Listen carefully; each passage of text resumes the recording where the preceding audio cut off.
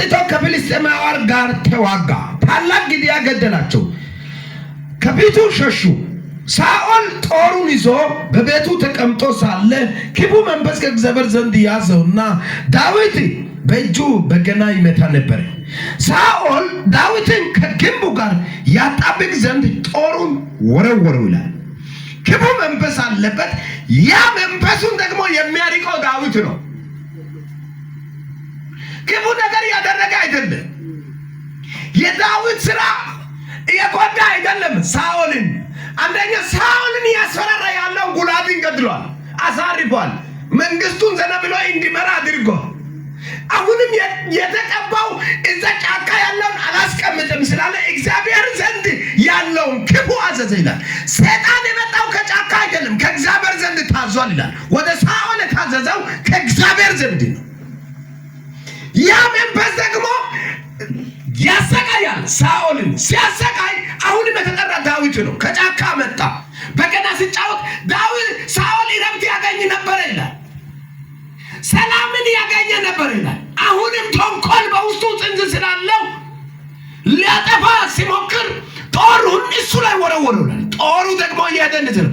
የተቀባ ሰው ላይ ሊገባ አይደለም የተነሳው ይልና በአጠገቡ ዞር ብሎ ግድግዳውን ወጋ ይላል። መልእክት አለ።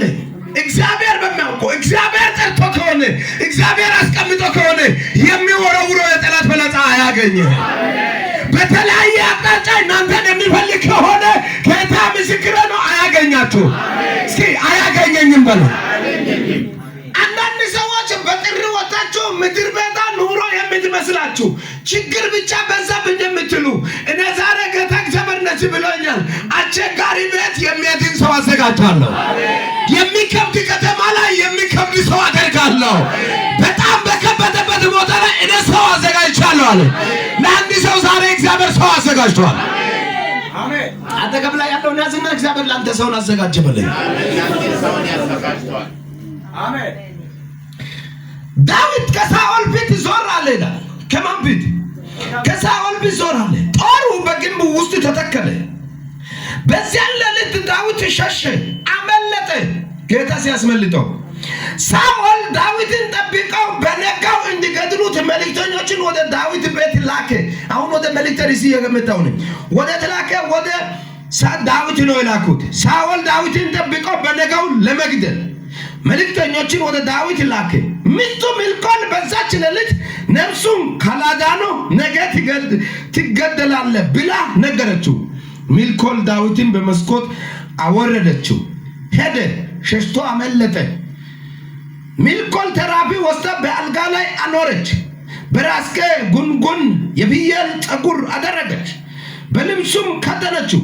ሳኦል ዳዊትን እንዲያመጣ መልእክተኞችን ላከ። እርሱ ታሟል አለቻቸው።